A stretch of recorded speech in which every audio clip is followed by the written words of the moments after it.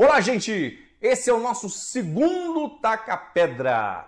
O primeiro falamos sobre o pastor miojo, aquele que é formado de qualquer jeito e permanece de qualquer jeito, que como isso está prejudicando o evangelho, como isso está prejudicando o cristianismo, né? Que as pessoas olham para esse pastor e acham que todo mundo é assim.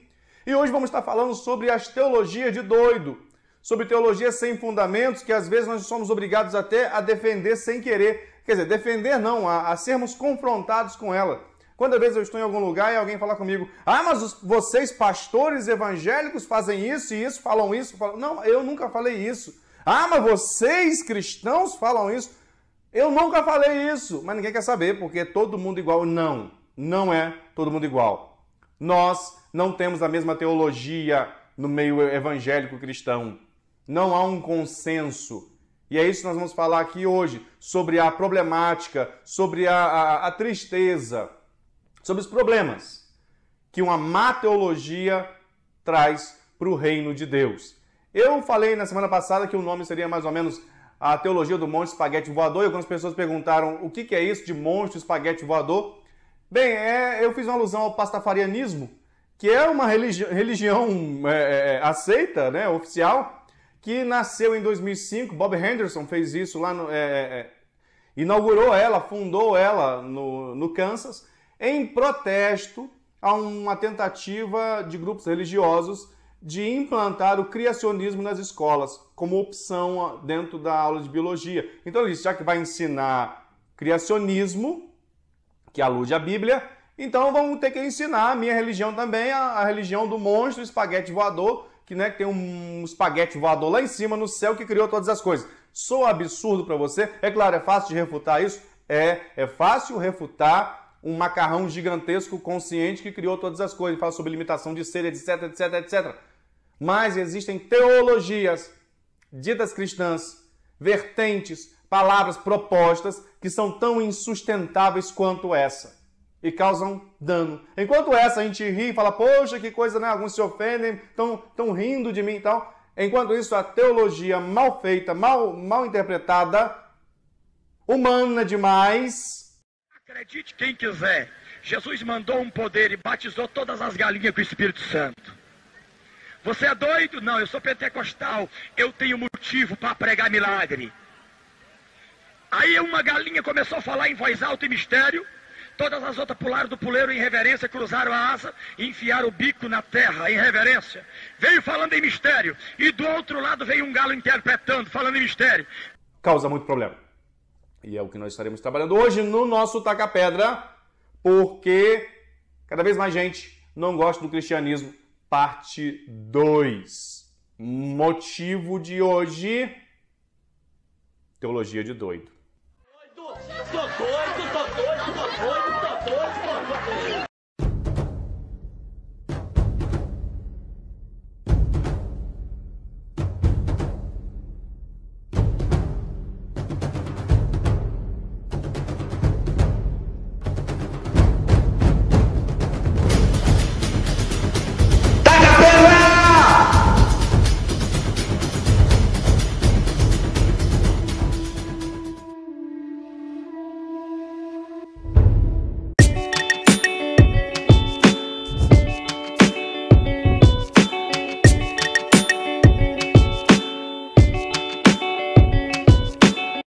É isso aí, gente. Hoje vamos estar dando a continuidade sobre aquele assunto que havíamos pego na semana passada, porque cada vez mais gente não está gostando do cristianismo.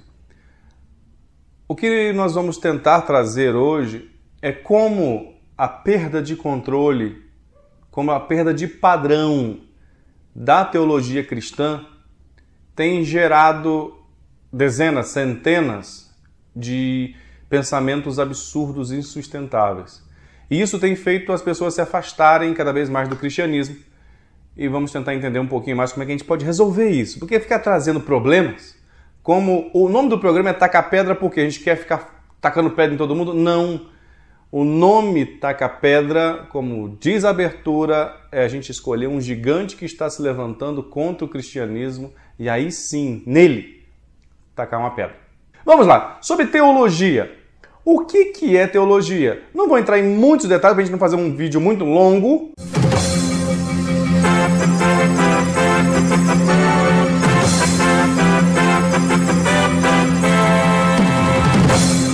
Bem, gente, esse aqui é uma intervenção ao vídeo para um esclarecimento meio rápido, necessário. Nós fizemos na semana passada o vídeo falando sobre o pastor Miojo, que seria aquele cara levantado às pressas, né, meio de qualquer jeito. E levantamos a problemática disso. Como é complicado um pastor permanecer miojo. Porque levantado às pressas, eu falei sobre essa questão de que sim, às vezes acontece do pastor ser levantado por uma necessidade, mas ele permanecer nécio, sem conhecimento, causa um monte de problema que está no outro vídeo, eu não vou falar sobre isso aqui. Essa intervenção é porque muita gente, às vezes, e tivemos e-mails de coisas assim, de gente tomando a carapuça, ou tomando a carapuça por uma outra pessoa ainda. Ah, tá falando de fulano, tá falando de Beltrano. Eu tô falando de reino, gente. Entendam isso. Se você não consegue entender isso, não assista o vídeo. Não assista. Desligue. Vai para um outro negócio. Tem um monte de vídeo bom, muito melhor do que esse. Aí, no canal, no YouTube. Esse vídeo nós estamos sempre falando de coisas generais.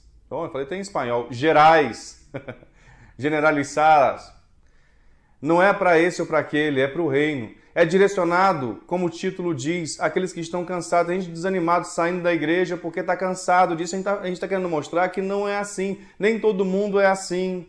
Tem pastores bons em todas as denominações, tem gente boa trabalhando.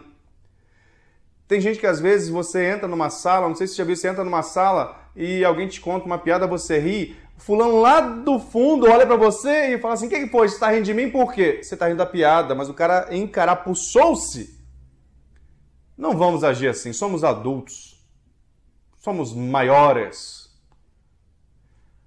Se eu estivesse falando que todo mundo que usa roupa listrada é gordo, vocês poderiam estar enfesados. Né? Ah, por que quem falou isso? Que base ele tem? Eu não estou falando nada assim. Eu estou falando que quem faz coisa errada está errado. Vai refutar isso como?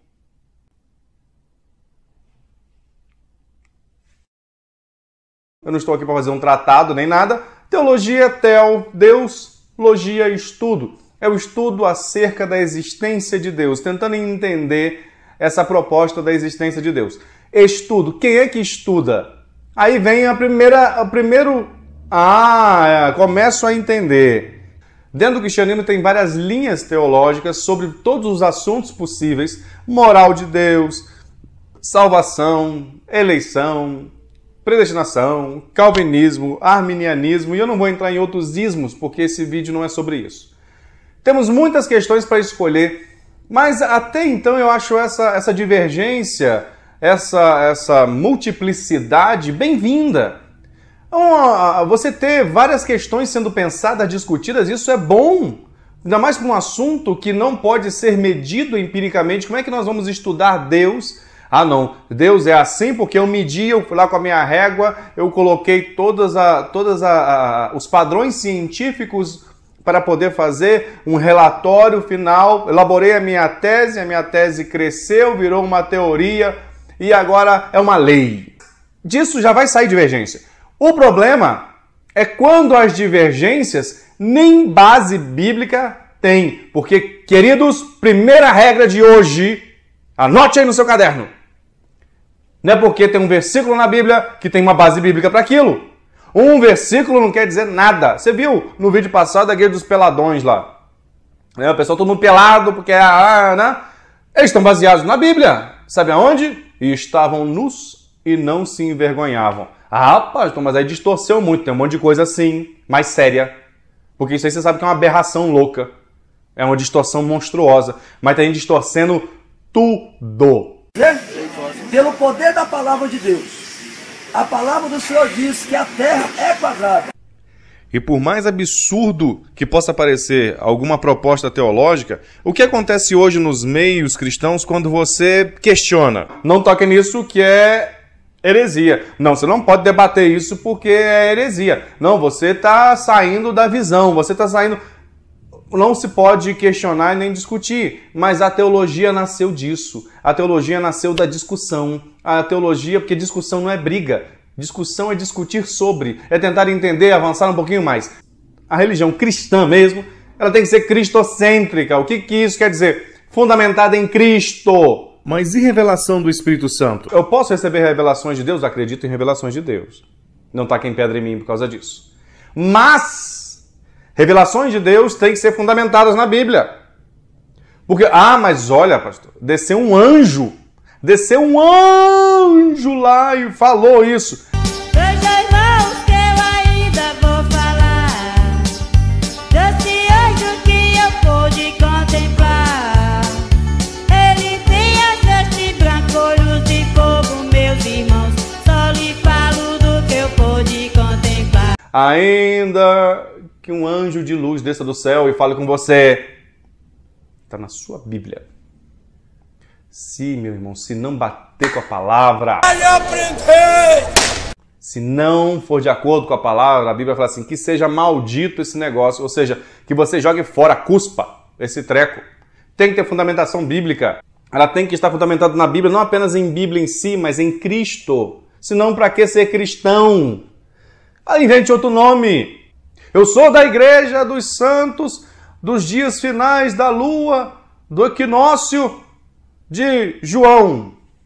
Pronto. Eu sei que, tem tanto meio para passar aí que, eu vou ter que aceitar o que você trouxer. Agora, somos cristãos evangélicos ainda, que já falei que é meio problemático. Mas vamos dizer, evangélicos, baseado no Evangelho. Evangelho de Jesus Cristo. Tem que ser cristocêntrico. Tem que ser, não adianta tentar inventar churumelas. Tem que ser cristocêntrico. Ao falarmos sobre Bíblia, eu faço um alerta aqui sobre Bíblia. Qual versão hoje? Temos tantas versões, temos tantas coisas que é difícil hoje você falar assim, não, porque a Bíblia, olha bem, pastor, que está aí me olhando, não se levante, trepide, antes de eu terminar minha sentença. A Bíblia é a palavra de Deus? Se ela é a palavra de Deus, de uma forma absoluta, você hoje precisa mudar essa sentença, você precisa complementar essa sentença. Ela é a palavra de Deus na versão X. Você vai ter que começar a falar isso. Porque a Bíblia tem tantas versões hoje. Como é que você vai... A Bíblia é a palavra de Deus. Você acredita... Deixa eu te perguntar uma coisa. Você que está me ouvindo aí. Você acredita que houve uma humanidade pré-adâmica? Você acredita nisso? Que antes de Adão e Eva existia uma outra humanidade? Você acredita nisso? Agora, se você fala que a Bíblia é a palavra de Deus, tem que falar assim, vamos dizer que você não acredita nisso. E você fala assim, a Bíblia é a palavra de Deus. Você vai ter que complementar. A Bíblia é a palavra de Deus, menos a versão do Jimmy Swaggart. Por quê? Coitado do Jimmy. Porque na versão agora, que até chegou no Brasil, do Jimmy Swaggart, tem lá na Bíblia dele, na versão dele, que quando Deus fala para Adão e Eva, né, dominai e repovoai a terra, é repovoai, e não povoai, enchei, é repovoai, está escrito na Bíblia de Jimmy Swaggart. De trazer de novo. E ainda tem um rodapézinho lá na Bíblia de Jimmy Swaggart, que havia uma humanidade pré-adâmica. Você não acredita nisso? Se você não acredita nisso, essa Bíblia não pode ser a palavra de Deus para você. Tá vendo como é que é complicado isso? Outras questões mais aberrantes nós temos. Tá sentado? Eu te aconselho a sentar agora. Eu vou ler para você. Eu vou ler para você. Olha bem, Mateus capítulo 1 da Bíblia Freestyle. Livro da geração de Jesus, o cara. Da descendência de Davi e também de Abraão. Tem criança na sala? Eu vou ler um negócio aqui. Depois de Abraão, muito sexo foi feito e muitas crianças nasceram por conta disso. Essas crianças cresceram, tornaram-se adultos e também fizeram mais sexo. Ainda. Até que 41 gerações se passaram e nasceu um cara muito joia chamado José. Aleluia. Esse tal de José era especial porque quando a Dona Maria, sua noiva, apareceu dizendo que estava grávida do Espírito Santo, ele obviamente sentiu que isso cheirava a chifre. Mas, sendo um cara legal pra caramba, resolveu terminar o noivado discretamente. Mas naquela noite um anjo apareceu no meio de um sonho e de maneira bem convincente o persuadiu a aceitar a missão de ser pai do Filho de Deus, que se chamaria Jesus. Eita, homem santo esse tal de José. O moleque se chamaria Jesus. Além de nascer de uma virgem, para não desmentir a profecia, também viria para salvar o povo das coisas que nós fazemos no vaso sanitário deles. José, cabra macho e obediente, não transou com a Dona Maria até que nascesse o menino que o ultrassom celestial havia prometido. Mateus capítulo 1 da Bíblia Freestyle. Aí você fala, Jesus, o que é isso? É a nossa liberdade hoje de você traduzir o que você quiser, cara. Eu entendo até a proposta desse pastor de fazer ser mais, alcançar mais, mas tem uma coisa, quando você banaliza a raiz, não tem como você incorporar aqui, implementar, porque vai ter que ser aquela coisa banalizada, você não tem como depois adquirir profundidade. Sobre isso, já começam os problemas. Qual Bíblia que nós estamos usando, certo? Temos que entrar num consenso. Nós temos que tentar, eu creio num cristianismo, pelo menos o mais próximo possível do original. O original nós sabemos que não temos mais, mas pelo menos o mais próximo. Algo que esteja batendo lá com o grego, pelo menos. Por isso que nós temos que estudar teologia. Em cima disso, vem uma outra questão. Quando nós falamos sobre interpretação, é claro que a interpretação é de cada um que está lendo, e esse é algo meio complicado, porque eu não poderia virar para você e falar assim, olha... Você está vendo aqui os lixos, os entulhos, amém? E eu quero dizer para vocês que Deus vai mudar a sua vida, Deus vai purificar, Deus vai transformar, Deus vai fazer o milagre acontecer, o impossível se tornar possível na sua vida, em nome de Jesus. A paz do nosso Senhor Jesus Cristo nos acompanhe com um mergulho, em nome de Jesus.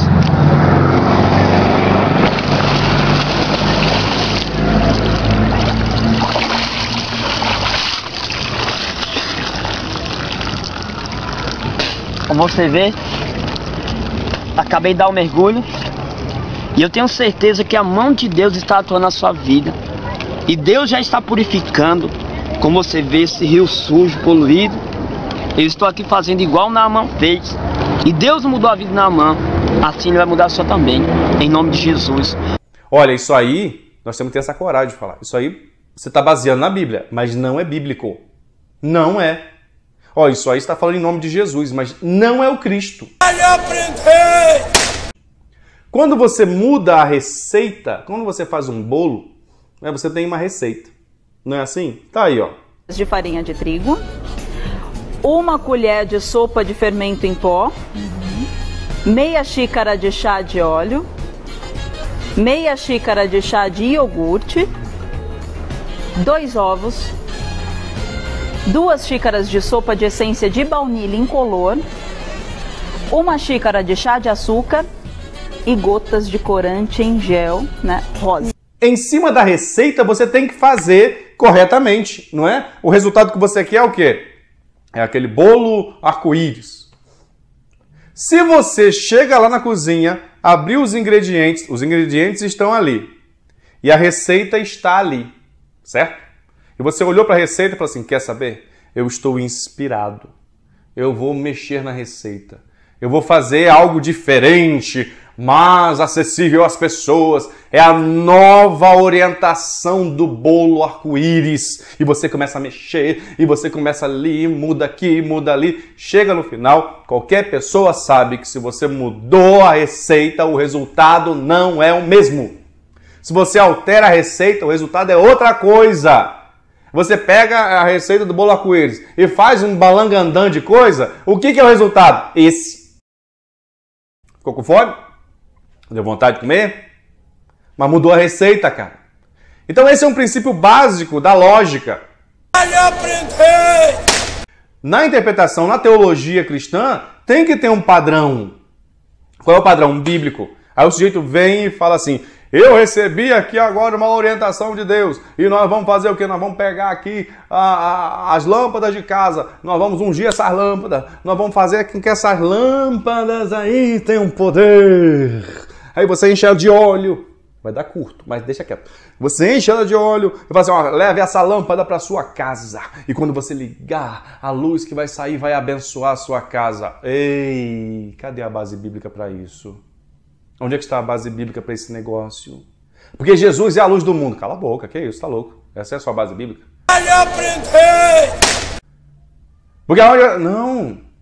E aí nós distorcemos uma coisa mais além. Olha, aqui está o sapato ungido de Israel. Esse sapato ungido de Israel, onde você pisar, vai ser abençoado, porque está escrito que aonde pisar a planta do seu pé vai ser abençoado. Cadê a base bíblica para isso? Aonde é que está a base bíblica? Ah, pastor, mas você não pode ser radical. Tem movimentos. Eu entendo e eu aceito que o Espírito Santo de Deus tem autoridade, tem poder, tem autonomia, tem jurisdição para fazer o que ele cismar. O que ele cismar, tá? Mas ele não vai se permitir ultrapassar os ditames bíblicos, porque se o Espírito Santo ultrapassa a Bíblia, nós ficamos doidinhos, cara. Tô doido. Porque se Deus nos deixou um manual, falou assim, olha, isso aqui é um manual, certo? Aí você pega aquele manual lá e no manual está escrito assim, ó, no manual está escrito assim, parafraseando, é claro. Aperte o botão 3 vezes e tal, não sei o quê. Vai assim, vou apertar 3 vezes, vou apertar 6, vou apertar 8, vou apertar 9. Você não está seguindo o manual. E como é que o Espírito Santo vai ultrapassar o manual? Como é que o Espírito Santo... Eu já vi pastores falando assim, olha, irmãos, isso não está na Bíblia. Isso não está na Bíblia. Oxi, não está na Bíblia. Mas eu estou recebendo uma orientação nova de Deus. Então joga a Bíblia fora, queridão. Joga tudo fora. Se a gente perdeu a nossa diretriz, nós não temos mais nada. Nós podemos divergir dentro da Bíblia. Ali lendo, fala assim, olha pastor, esse lado aqui, esse lado... Isso, agora você catar um treco no ar, solto, e falar assim, isso aqui é bíblico porque vem de mim. A garantia sou eu sou a garantia. Não, como, cara? E aí as pessoas olham para isso, porque aí tem liberdade do vale tudo. E essa é uma pergunta que eu te faço, vale tudo para pregar o evangelho? Paulo disse que não valia tudo, não. Isto precisa mudar. Reunião do amor e a unção na fronha com o sangue do Cordeiro. Disse-me filho de judeu, me filho de grego e tal. Ele só não se fez pecador. Distorcer a palavra de Deus é pecado. Acrescentar valores ao que é simples é pecado. Se é uma teologia que pega o pequenino e faz ele tropeçar, é melhor, queridão, que você pegue uma pedra, amarre no seu pescoço e se jogue no mar. Ah, pastor, você não pode falar isso. Eu não, mas a Bíblia pode estar lá. Nós temos que começar a entender isso. Hoje existe um padrão meio louco. Ouça bem o que eu vou te falar. Experiência pessoal. Experiência pessoal é uma coisa. Deus pode virar para você. Para mim não, senhor. Para mim não. Por favor, preciso do meu carro. Mas Deus vira para você e fala assim, fulano, faz o seguinte. Deus não vai falar assim, né? Mas, fulano, faça o seguinte. Essa noite, quando você for para a igreja, a primeira pessoa que você vê na igreja, você vai dar o seu carro. Faça isso, que daqui a 2 semanas eu lhe darei um carro melhor. Olha bem, não estou dizendo alguém que chegou para você e falou assim, dá o seu carro para Deus! Não, você. Você estava lá na sua casa orando e de repente você veio essa palavra, você fala assim, meu pai, será que isso é de Deus? Não é que você sai e fala com a sua esposa ou com o seu esposo. E ele fala, Deus falou algo com você para fazer. Você fala, não, é meu carro, é o carro que eu custei, ainda estou pagando o finalzinho e tal. Não. Deus falou, aí você acredita, porque Deus não foi ninguém que trouxe de fora. Deus te falou, você vai lá pela fé. Aí chega lá o irmão Joãozinho, tadinho, pobrezinho, você deu o seu carro chorando, né? Não pelo Espírito, chorando de dor, mas você entregou o carro para ele e foi para sua casa. Se foi Deus que falou, dali a 2 semanas você vai ter um carro novo. Agora, você não pode fazer algumas coisas com esse acontecimento. Você pode testemunhar isso? Com certeza. O que você não pode fazer? Pegar esse acontecimento seu e transformar ele em uma teologia. Experiência pessoal não é teologia. Experiência pessoal é uma coisa, teologia é outra. Eu rodo por aí Eu conheço muita gente triste, infeliz, revoltada com Deus. Mas, pastor, eu acreditei na questão do carro. O pastor falou que ele deu o carro dele e quem acreditasse ia receber algo melhor. Pastor, eu tinha um carro lá, eu queria trocar de carro. Eu fui e dei o carro na igreja. Pastor, eu estou andando de ônibus até hoje. Experiência pessoal é uma coisa, transformar isso em uma teologia é outra. O irmãozinho lá está sendo trabalhado por Deus. Deus não vai fazer ele prosperar porque ele precisa aprender. Ele vai ficar ali 2, 3 anos ainda na moenda porque ele precisa, é o projeto de Deus. Aí você chega na igreja dele e fala assim, queridão, se você fizer isso aqui, você vai ser próspero. E ele acredita em você porque ele está na moenda. Mas Deus não quer trabalhar isso agora na vida dele. Você vai conseguir ultrapassar o que Deus quer fazer? Quando nós falamos sobre teologia de doido, nós vemos muita teologia de doido. O par de meias, se tu uma benção, consagradas no monte, e colabore com a obra de Deus, com uma oferta de fé e amor de R$ 153. Todo lugar que pisar a planta do vosso pé, vô-lo tenho dado, como eu prometi a Moisés. Dentro dessa questão de teologia de doido, aí você fala assim, eu tenho que ficar me explicando. Tudo tem um porém. Deus vai te dar uma benção. Oh, que bom, mas ela custa R$90. Você está me vendendo? Não, é uma oferta que você dá de coração. Pai do céu, teologia é essa. A falta de teologia, uma teologia muito conturbada, vai gerar o quê? Vai gerar ovelhas conturbadas, sem entendimento. Aí gera o quê? Gera uma igreja crédula, que está acostumada ao quê? Não está acostumada a ir na Bíblia e ver. Ela recebe tudo do líder, do púlpito, e não pergunta. Estamos hoje com a direção hoje todos nós vamos estar de cor de abóbora e pintar nossa cabeça de vermelho, porque esse é o sinal, é a unção da cenoura.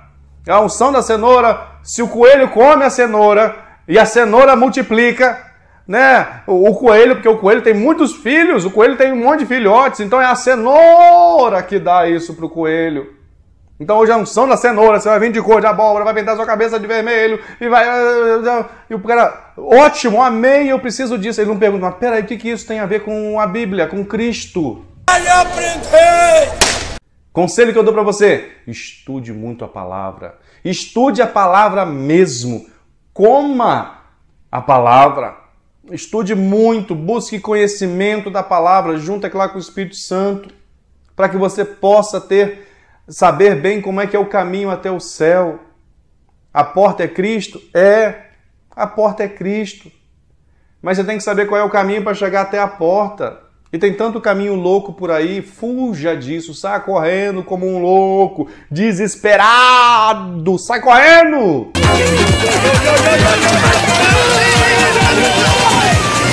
Ah, isso aqui é muito legal, isso aqui significa isso, mas isso aí se encaixa com a pessoa de Cristo?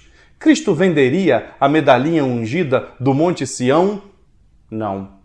Mas Cristo daria para as pessoas a medalhinha ungida do Monte Sião? Não. Então, vamos jogar essa medalhinha fora? Ok. Viu? É fácil fazer isso! Oh, coisa fácil!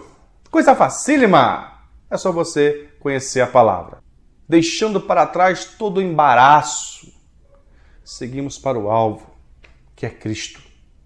Sigo para Cristo. Para Ele. Semana que vem, voltamos à última proposta do porquê as pessoas estão abandonando o cristianismo. Antes do finalzinho aí, quase que eu esqueci. Comente aqui, eu tenho uma pergunta para você, cristão. O que é que está te cansando teologicamente? Não vai responder aqui, não gosto do pastor, estou falando teologicamente.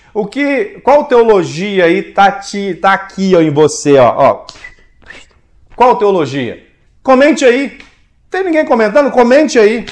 Se você gostou do vídeo, coloque um joinha ali, clica ali. Eu não sei quem está gostando, quem não está. Segue aí o fruto da teologia doida. Vamos lá.